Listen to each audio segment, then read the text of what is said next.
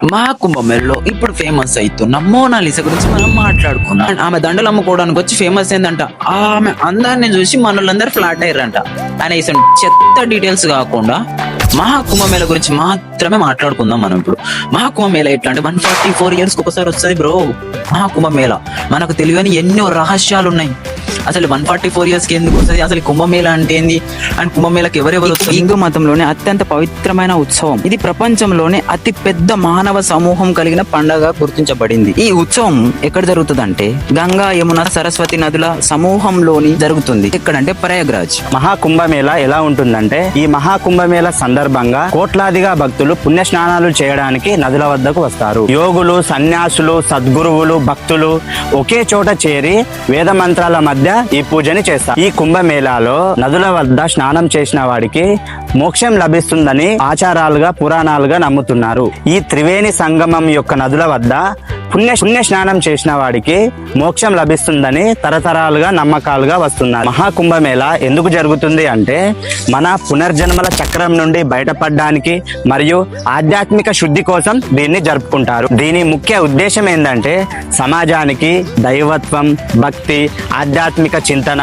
ఇవన్నిటిని నెలకొల్పడమే ఈ మహాకుంభమేళ యొక్క ముఖ్య ఉద్దేశం. కుంభమేళ ఎప్పుడు మొదలైందంటే 850 సంవత్సరాల క్రితం ఆది శంకరాచార్యులు వారు ఈ కుంభమేళని స్టార్ట్ చేశారు. సో ఈ కుంభమేళలో ఎన్ని రకాలు ఉంటాయి అంటే, first of all Kumbh Mela 4 years కి ఒకసారి జరుగుతారు. అది నార్మల్ కుంభమేళ ఉంటుంది. అండ్ ఇంకోటి వచ్చేసి అర్ధ కుంభమేళ అని ఉంటుంది. అది ఎట్లా అంటే 6 years కి ఒకసారి జరుగుతుంది. అండ్ ఇంకోటి పూర్ణ కుంభమేళ, అది 12 years కి ఒకసారి జరుగుతుంది.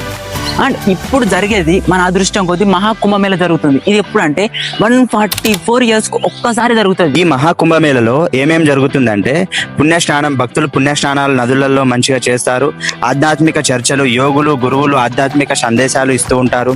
పూజలు, హోమాలు, భక్తులు ప్రత్యేక పూజలు చేసుకుంటారు. కళా ప్రదర్శనలు కూడా జరుగుతాయి. సంగీత, నాటక ప్రదర్శనలు జరుగుతుంటాయి. ఈ పండుగ సమయంలో చాలా మంది అన్నదానాలు కూడా నిర్వహిస్తూ ఉంటారు. చరిత్రలో మహాకుంభమేళకు ప్రాముఖ్యత ఉండడానికి కారణం వేదాల నుంచి ప్రారంభమైనదని చెబుతారు.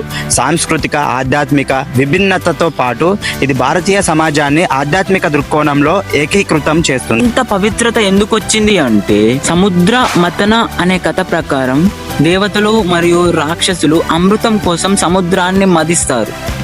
ఆ అమృత బిందువుల నుండి, ఆ కుండలో నుండి కొన్ని డ్రాప్స్ వచ్చేసి గంగా, యమున కలిసి ప్రయాగ్రాజ్లో కలుస్తాయి కదా, అందులో కొన్ని డ్రాప్స్ పడ్డాయి. సో ఆ పడడం వల్ల అక్కడ పవిత్రత ఏర్పడ్డది. సో ఈ టైంలో మహాకుంభమేళ టైంలో అక్కడికి వెళ్ళేసి ఆ నదులలో, ఆ అమృతం పడ్డ నదులలో మనం స్నానం చేస్తే మనకున్న పాపాలన్నీ పోయి పుణ్యం జరుగుతుందని మన హిందువుల పురాణాలు చెప్తున్నాయి. ఈ మహాకుంభమేళ 144 సంవత్సరాలకు ఒకటేసారి జరుగుతుంది.